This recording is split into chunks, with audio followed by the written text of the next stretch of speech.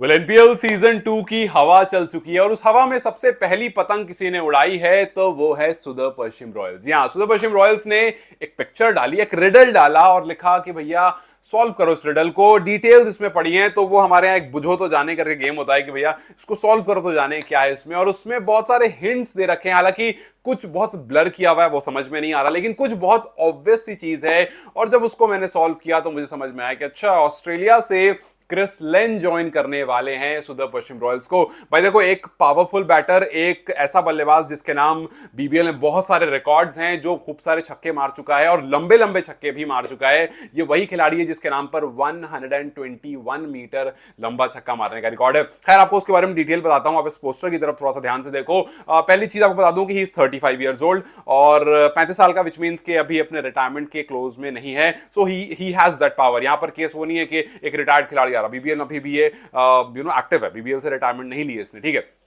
सबसे पहले जब आप कुछ चीजों की तरफ देखोगे तो आपको जो साफ साफ दिखेगा वो दिखेगा रन्स और number of sixes. Number of sixes 220 लिखा हुआ है उसमें, 220 सिक्सेस, और रन्स में लिखा हुआ है 3955 रन्स। अब आप जब जाकर के क्रिस लेन को सर्च करोगे तो आपको उनके स्टार्ट में ना ही 220 छक्के दिखेंगे और ना ही रन्स दिखेंगे 3955। वो इसलिए क्योंकि ऑस्ट्रेलिया से इन्होंने इतना खेला ही नहीं है, ऑस्ट्रेलिया से थोड़े से 16-17 मैचेस खेले हैं। तो आपको स्टार्ट वाली लिस्ट में, जहां पर ओडीआई, टेस्ट और टी20 जो ESPN क्रिकेट इन्फो का स्टार्ट होता है, वहां पर आपको जाकर के ये नहीं मिलेगा। लेकिन अगर आप बीबीएल करके सर्च करोगे, बीबीएल में जाओगे, थोड़ा एआई मोड डालोगे उसमें, तो आपको निकल कर आएगा कि 220 छक्के किसी ने लगाए हैं, तो वो नाम है क्रिस लेन का। क्रिस लेन के नाम बीबीएल में बहुत सारे रिकॉर्ड, और इस बार सुदर पश्चिम रॉयल्स, जो कि पहले से ही काफी मजबूत टीम थी, उन्होंने एक अच्छा खिलाड़ी चूज किया। अब सवाल बस ये है कि भाई ये जो खिलाड़ी है ये नेपाल की कंडीशन में कैसा करे। खैर, आपको पहले बीबीएल के कुछ रिकॉर्ड्स बताता हूं और फिर हम नेपाल की कंडीशन के बारे में बात करेंगे, जो क्रिस लेन को सूट करेगी या नहीं करेगी। खैर, एक और हिंट है कि आप देखोगे पीछे से ये बंदा बॉल्ड लग रहा है, मतलब हेलमेट लगाकर पीछे से बॉल्ड सा लग रहा है, बाल नहीं लग रहे हैं, तो एक और वहां पर आपको मिल जाता है क्लू कि यार वो क्रिस लेन ही है, ठीक है। और क्रिस लेन के आपको बीबीएल के रिकॉर्ड्स बताता हूं। सबसे पहले उनके करियर के जो रन्स हैं, he is the leading run scorer of Big Bash league. जी हां, वो जो रन्स आपके सामने लिखे थे वो लीडिंग रन स्कोरर है, 39155, और वो यही बंदा है। Also he holds the record of hitting most sixes in tournaments history. BBL की हिस्ट्री में सबसे ज्यादा सक्सेस किसके नाम है? क्रिस लेन के नाम पर, और वो 220 ही हैं, और रन्स भी जो हैं वो इनके नाम पर ही हैं, और एग्जैक्ट उतने ही रन हैं जो पीछे बोर्ड्स में लिखे हुए हैं। और तो और ही इज द ओनली प्लेयर जिसने बीबीएल में 3000 रन क्रॉस किया है। सो ये जो कुछ हिंट जो बोर्ड पर सामने लिखे हुए हैं, वो हिंट यहां पर हमें आपको क्रिस लेन की तरफ ही इशारा करते हैं, क्योंकि वो जो स्टार्ट लिखे हुए वो स्टार्ट्स ऑस्ट्रेलिया की तरफ से खेलते हुए तो नहीं है। तो भैया आप एक बार हो सकता है लोगों के दिमाग में डेविड वार्नर आए, लेकिन डेविड वार्नर ने ऑल टुगेदर आप देखोगे तो 220 से ज्यादा छक्के हैं। अब डेविड वार्नर का बीबीएल देखोगे तो 220 छक्के बीबीएल में नहीं है। सो उनके आप नंबर्स जब मैच करोगे तो डेविड वार्नर से नंबर मैच नहीं हो रहा है। हालांकि ऑस्ट्रेलिया के वो भी हैं, लेकिन जो नंबर्स है वो ज्यादा सटीक कहीं मैच हो रहा है, तो वो इनके पास मैच हो रहा है। अब अगर क्रिस लेन की तरफ और देखोगे तो क्रिस लेन बीबीएल की में 2 बार प्लेयर ऑफ द टूर्नामेंट बने। So this pretty much shows कि भैया सबसे ज्यादा रन इनके पास है, सबसे लंबा छक्का जो है 121 मीटर जो इन्होंने शॉन टेट को मारा था वो इनके नाम पर है, और सबसे ज्यादा सिक्सेस इनके नाम पर है। ये सब बताता है कि आपको एक अच्छा, एक बेहतरीन बल्लेबाज जो है वो मिलने वाला। लेकिन याद रखिए, ये फास्ट बॉलर को खूब ढूंढता है, स्पिनर्स को भी ढूंढता है, लेकिन स्पिनिंग कंडीशन में नहीं पता कितना ढूंढ पाएगा, नहीं ढूंढ पाएगा, बिकॉज बीबीएल स्पिनिंग कंडीशन में नहीं होता। हाँ, आपको ये जरूर बता दूं कि ब्रैंडन मैकलम और क्रिस लेन जब साथ में खेला करते थे उनको बैश ब्रदर कहते थे, क्योंकि ये गंदा मारते थे, मतलब लिटरली ये बैशिंग करते थे बिग बैश में, इस वजह से इनको बैश ब्रदर भी कहा जाता था। तो यस, क्रिस लेन जो है वो उम्मीद हम करेंगे कि जिस तरह से उन्होंने एडिलेड स्ट्राइकर के लिए और ब्रिस्बेन हीट के लिए खेला उस तरह से सुदर पश्चिम रॉयल्स के लिए भी खेले। लेकिन ये सवाल जरूर है कि भैया क्या इस कंडीशन में वो सब कुछ कर पाएंगे? क्योंकि देखिए, हमने पिछली बार जिमी नीशम को देखा था, जिमी नीशम जो कि एक अच्छा पावर स्ट्राइकर है, जिसको हमने अलग अलग फॉर्मेट में और खास करके न्यूजीलैंड से खेलते हुए रन्स बनाते हुए देखा है। ये बंदा भी वैसा ही है जिसने रन्स बनाए हैं, बीबीएल में रन्स बनाए हैं। अब सवाल यह है कि क्या जो काम पिछले साल आकर के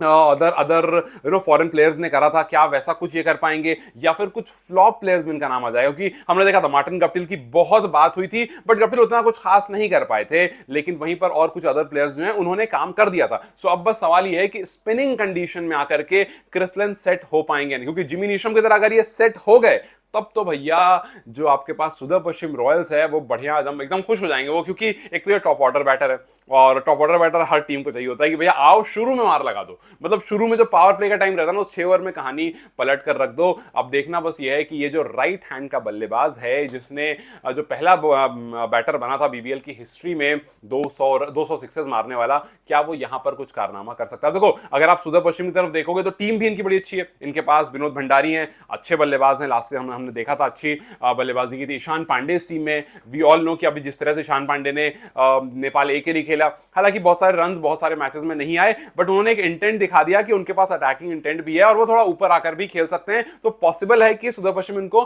थोड़ा ऊपर भी ट्राई कर सकता है। ईशान पांडे इस टीम में, Dipendra Singh Airee, how can I forget Dipendra Singh Airee जिन्होंने लास्ट सीजन में कुछ जबरदस्त बल्लेबाजी की थी। सो यस आयरी इस टीम में, अब आप सोचो आयरी जैसा अच्छा पावरफुल हिटर इस टीम में है और आप अपने ही जब घर पर खेलते हो तब तो आप सबको पता है कि आयरी कितना खतरनाक हो जाते हैं, और फिर उसके बाद क्रिस लेन आपके साथ हैं और ऑर्डर में और भी प्लेयर्स हैं जो अटैक कर सकते हैं। सो कुल मिलाकर ऐसा लग रहा है आरिफ शेख भी इस टीम में और भी प्लेयर हैं, सो कुल मिलाकर ऐसा लग रहा है कि भाई ये जो टीम है ये और मजबूत दिख रही है और इनके आने के बाद अगर ये वो वाला फॉर्म लेकर आते हैं तो भाई 121 मीटर छक्का, अगर 100 सवा 100 मीटर छक्का इन्होंने मार दिया, मतलब 110 112 मीटर एक आध छक्का इन्होंने मार दिया, तो आई एम वेरी श्योर कि टीयू के बाहर जाके कहीं बॉल गिरेगी और मिलनी तो खैर बड़ी मुश्किल होगा। लेकिन एक और बता दूं आपको कि इन्होंने आईपीएल भी खेला है और आईपीएल में ठीक ठाक टाइम खेला। इन्होंने आईपीएल में 42 मैचेस खेले हैं जिसमें इनके पास 1329 रन आईपीएल में है, 34 का एवरेज और 140 प्लस का इनका स्ट्राइक रेट है। सो यस आईपीएल में भी अच्छे बल्लेबाज रहे, आईपीएल में भी इन्होंने रन्स किए हैं, आईपीएल में ही परफॉर्म किया इन्होंने और जाने जाते हैं अपने बीबीएल के लिए, बीबीएल में इन्होंने ज्यादा अच्छा किया है। सो जब इंडिया में आकर खेल लिया, आईपीएल खेल लिया,